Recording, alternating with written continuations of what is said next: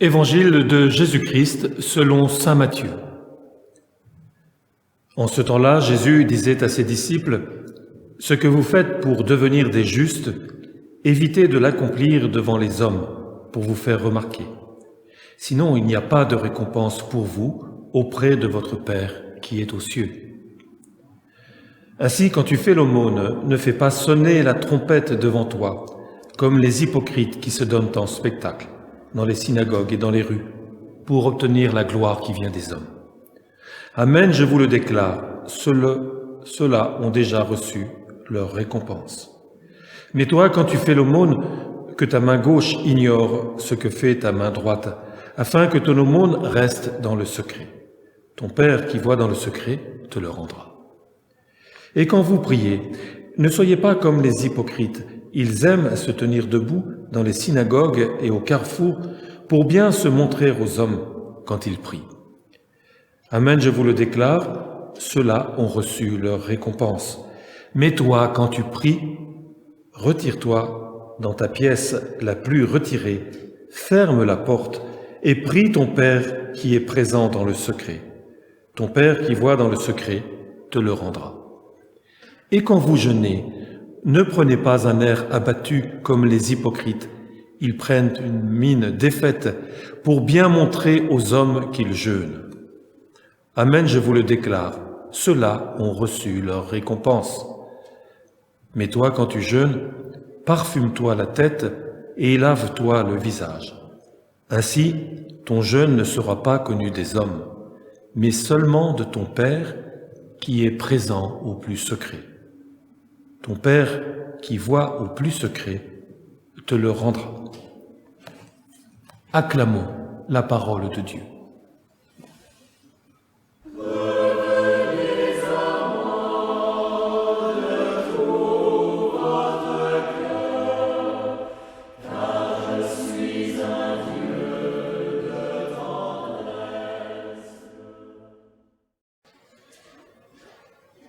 Frères et sœurs, depuis un an, notre humanité est paralysée par un virus qu'elle a du mal à maîtriser. Nos relations sont distendues, l'individualisme et la négation de l'autre, qui caractérisent notre époque, se sont exacerbés. Beaucoup se retrouvent seuls dans leurs épreuves.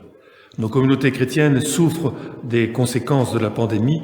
L'obligation de cette limite de 15 personnes pour une célébration en est un signe. Alors le carême qui commence plus que jamais nous invite à changer nos cœurs pour accueillir dans 40 jours la bonne nouvelle de la résurrection, la bonne nouvelle de la vie.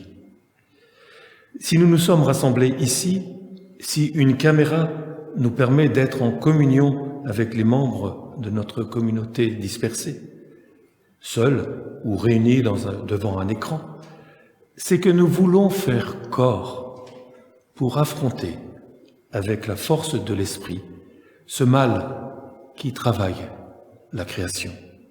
Nous voulons dire au monde l'espérance d'une humanité qui ne peut désespérer, qui n'est pas condamnée et qui a toutes les promesses de la vie devant elle. Le rite de l'imposition des cendres est une manière traditionnelle dans l'histoire de toutes les communautés humaines, de se reconnaître pécheurs, de nous repentir. C'est ce que nous allons faire aujourd'hui. Alors pour nous mettre en route, les lectures que nous venons d'entendre sont là pour nous interroger sur le sens de la démarche du carême que nous entreprenons aujourd'hui. Première question, qui est Dieu pour nous ? Au temps du prophète Joël, le peuple est dans la désolation après une invasion de sauterelles qui a ravagé le pays de Juda. Et le prophète Joël invite le peuple à relever la tête et à trouver en Dieu les forces pour traverser l'épreuve. Oui, il fallait relever la tête pour que les nations alentours ne se moquent pas d'eux et disent « Où donc est-il leur Dieu ?» Frères et sœurs, n'est-ce pas pour cela que nous sommes rassemblés aujourd'hui, en pleine semaine, pour témoigner aux yeux de ce monde de Dieu, du Dieu auquel nous croyons. Vous êtes-vous interrogé en vous déplaçant pour venir ici ou chez vous? Où est mon Dieu? Qui est Dieu pour moi? La situation du monde est toujours aussi catastrophique qu'au temps de Joël. L'épreuve du Covid touche l'univers entier. Mais s'il n'y avait que le Covid, nous sommes, vous et moi, bousculés par les souffrances de nos frères et sœurs, plus ou moins proches, mais toujours aussi douloureux. Et nous pourrions nous désespérer et nous interroger, comme les nations au temps de Joël, où est-il notre Dieu? Que fait notre Dieu? Alors, frères et sœurs, en ce début de carême, chacune d'entre nous est invité à se réfléchir, à se recueillir. Finalement, quel est le Dieu auquel je crois? Plus que jamais, nous disons que Dieu est miséricorde. D'autres religions, d'ailleurs, partagent cette même conviction avec nous. Et c'est cette conviction qui nous sauve dans ces terribles situations. Dieu est miséricorde. Qui que nous soyons, quelle que soit notre misère, Dieu nous aime. C'est le fondement de notre foi. J'en viens à ma deuxième question. Saint Paul écrit aux Corinthiens, « Nous sommes les ambassadeurs du Christ, nous vous le demandons au nom du Christ, laissez-vous réconcilier avec Dieu. » C'est là une autre spécificité de notre foi, de la foi chrétienne, le pardon et la réconciliation. Mais se réconcilier, qu'est-ce que cela veut dire? Il s'agit d'abord de faire la paix avec soi-même. Long chemin pour nous accepter tels que nous sommes, pour sortir de la jalousie, de l'ennui, du désespoir. Nous connaissons nos faiblesses. Nous ne sommes pas indemnes de tout mal. Le péché est un mot qui nous inquiète et nous voudrions en voir la disparition car il nous culpabilise et même nous déresponsabilise. Mais nous disons comme dans le psaume, « Mon péché, moi, je le connais ». Alors nous prenons la responsabilité de nos actes et nous en tirons les conséquences.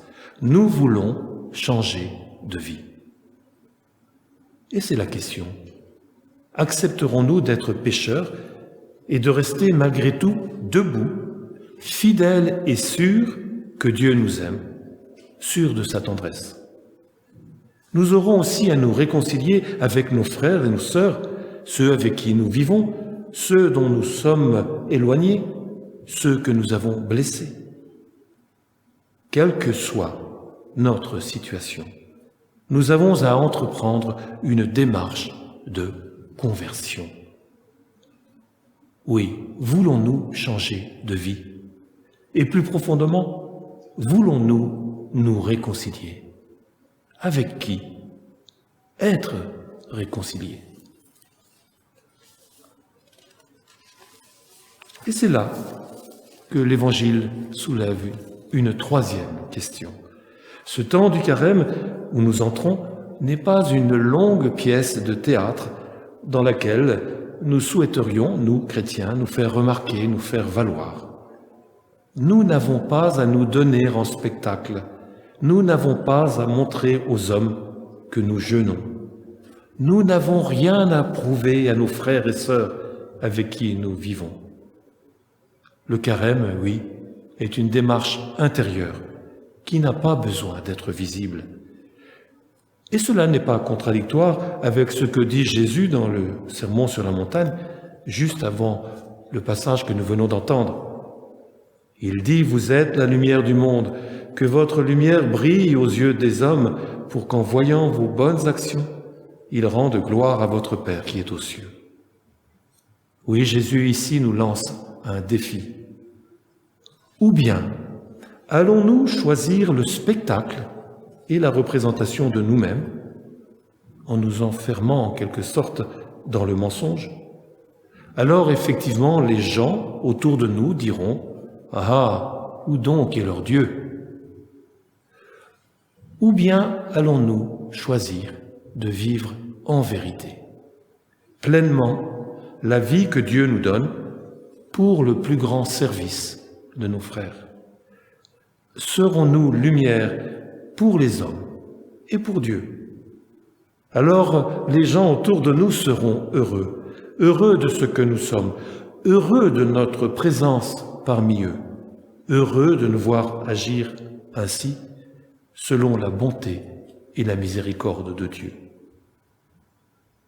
Oui, frères et sœurs, en ce début de carême, prenons ce temps qui nous est donné pour nous interroger ces 3 questions. Qui est Dieu pour moi? Est-ce que je veux me réconcilier avec Dieu et avec mes frères? Comment vais-je vivre ce carême? Quelle attitude je vais prendre en ce début de carême? Amen. Venez à moi, lève-toi.